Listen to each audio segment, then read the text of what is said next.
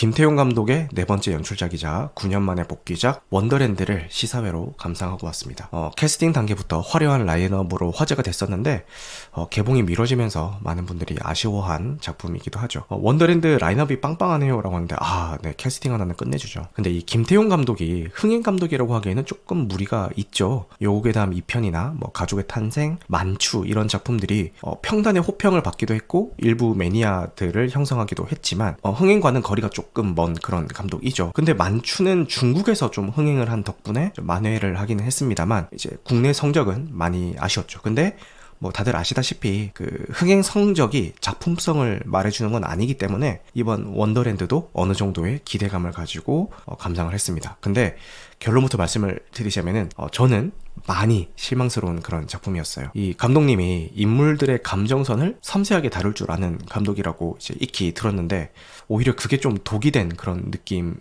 들더라고요. 이게 컨셉이 죽거나 아니면은 죽은 상태나 다름없는 식물인간이 된 사람의 기억을 디지털화 시켜가지고 가상현실 세계에 살게 한다. 요게 이제 그 소재이고요. 그래서 요 소재를 통해서 인물 간의 관계랑 감정선을 그리고 싶었던 그런 작품인 것 같습니다. 근데 장르는 SF인데 너무 감정 쪽에만 치중을 하다 보니까 이 SF스러운 소재랑 중간점을 못 찾은 그런 느낌이 좀 들었어요. 물론 이런 거 신경 안 쓰고 그냥 영화에서 이렇다라고 하면은 그냥 그런가 보다 하고 보시는 분들이 훨씬 많겠지만 그래도 제가 직업이 나름 13년차 개발자인데 그런 제 시선에서는 뭔가 영화적인 허용으로 그냥 넘어가기에는 무리수들이 너무 많이 보이더라고요. 이 아마존 프라임에서 서비스되고 있는 업로드라는 시트콤이 있어요. 이 작품 역시 죽은 사람의 기억을 디지털화 시켜가지고 가상현실 세계에 살게 한다. 이런 소재로 만들어진 시트콤인데 여기서는 인물들 간의 감정도 감정이긴 하지만 이 가상현실 세계랑 현실 세계에서 일어나는 크고 작은 이벤트들이 중요 요소기 때문에 이 납득될 만한 공학적인 설정들이 잘 살아있거든요. 그래서 보는 입장에서도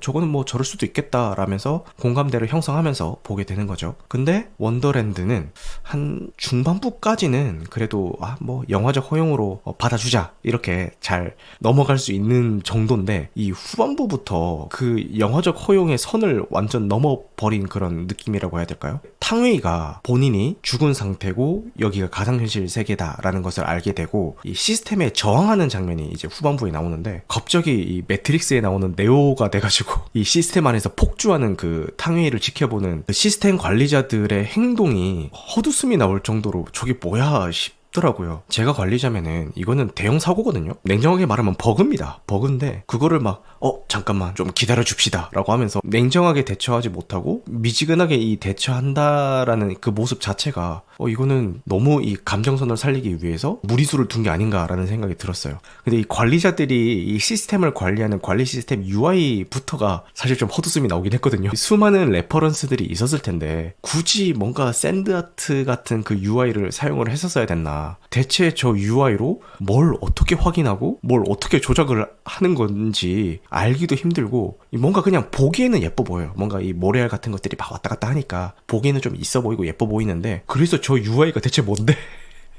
저걸로 뭘 어떻게 하는 건데 뭘 어떻게 확인할 수 있고 뭘 어떻게 조작을 할 수 있는 건데 이게 하나도 모르겠더라고요 보는데. 그래서 거기서부터 좀 몰입감이 깨지지 않았나 이런 생각이 들었습니다. 그리고 공유 배우가 나오는데 이 공유 배우는 대체 왜 나온 거냐, 정체가 뭐냐 이런 의문을 가지시는 분들이 생각보다 꽤 있더라고요. 근데 저는 그냥 이 시스템의 AI 관리자 정도로 생각을 했고요. 근데 이런 인물에 대한 뭔가 의문점을 갖게 한다는 것부터가 이걸 명확하게 전달하지 못하고 혼란을 초래한 연출의 문제가 아닌가 이런 생각이 좀 들긴 하더라고요. 그리고 아까 출연진이 빵빵하다 이런 얘기를 하셨는데 그게 오히려 독이 된 것 같아요. 너무 많은 인물이 나오는 게 좀 문제가 된 것 같아요. 메인 스토리가 되는 수지랑 박보검 요 커플 이야기는 그래도 그나마 좀 괜찮았거든요. 그런데 이 탕웨이 배우가 나오는 요 이야기는 후반부에 가면은 막 말도 안 되는 이 심파극으로 흘러가 버려요. 그리고 일부 에피소드는 대체 왜 넣은 거지? 라는 그런 의문이 좀 들기도 했고요. 그리고 막 할머니랑 손자 이야기 이런 게 나오는데 이게 AI 시스템의 문제점에 대해서 이야기를 하고 싶었던 것 같긴 해요. 그러니까 손자가 죽어서 이거를 AI로 가상현실 세계에 살리는데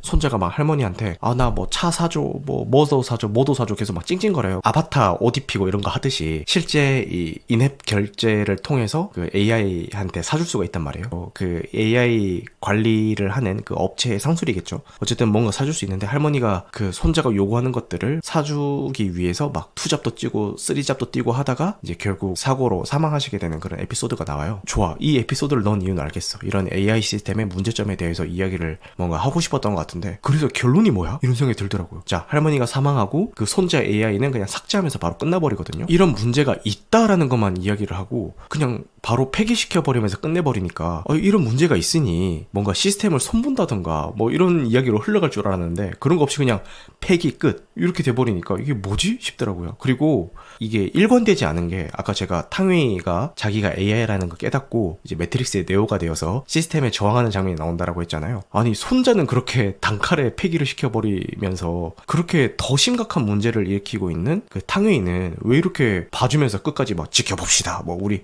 한번 믿어봅시다 뭐 왜 이러면서 지켜보고 있는가. 이거는 심파를 위한 심파라는 생각 밖에는 안 들더라고요. 인파노님이 기대보단 좀 아쉽긴 했습니다. 소재가 다룰 수 있는 주제와 이야기거리가 많았는데 그걸 제대로 활용하지 못하고 인물 간의 관계에만 그친 게 아쉬웠습니다.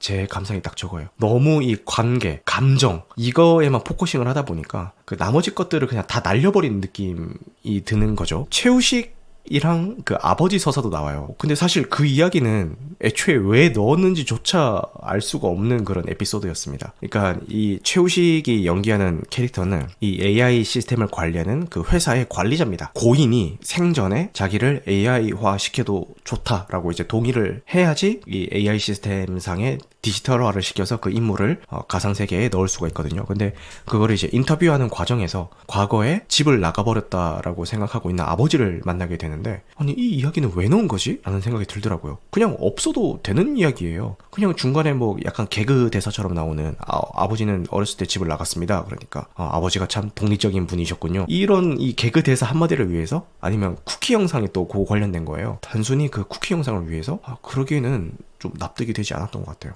차라리 좀 그 인물 가지수를 줄이더라도 메인으로 가져가고 있는 인물들의 이야기를 좀 더 심도 있게 그리는 게 좋지 않았을까 이런 아쉬움이 좀 들었습니다. 브래드 디카프리오님이 나시님이 이과여가지고 너무 공학적으로 바라본 게 아닌가요? 라는 말씀을 하시는데 저도 왠지 그런 것 같다라는 생각이 좀 들긴 하는 게 생각보다 막 울음바다가 돼가지고 막 너무 막 울다가 나왔다 이런 이야기들이 많이 보이긴 하더라고요. 그걸 보면서 내가 너무 좀 공학적인 그 시점으로 바라봐서 온전히 이 작품을 즐기지 못한 게 아닌가 그런 생각이 좀 들기는 했습니다. 다 보고 나서 느낀 점은 차라리 이게 영화적인 형식보다는 이 업로드처럼 시트콤이나 시리즈물 형식으로 나왔으면은 좀 인물들 하나하나의 그런 에피소드를 좀 더 심도 있게 다룰 수 있지 않았을까라는 그런 좀 아쉬움이 들더라고요. 혹시나 이 소재를 이용을 해서 뭐 추후에 다른 작품들을 만들 거면은 제발 이 공학적인 지식이 있는 분들의 자문을 받으실 것을 부탁드리겠습니다. 어쨌든 보실 분들은 큰 기대 내려놓으시고 그렇게 보시면 좋을 것 같습니다.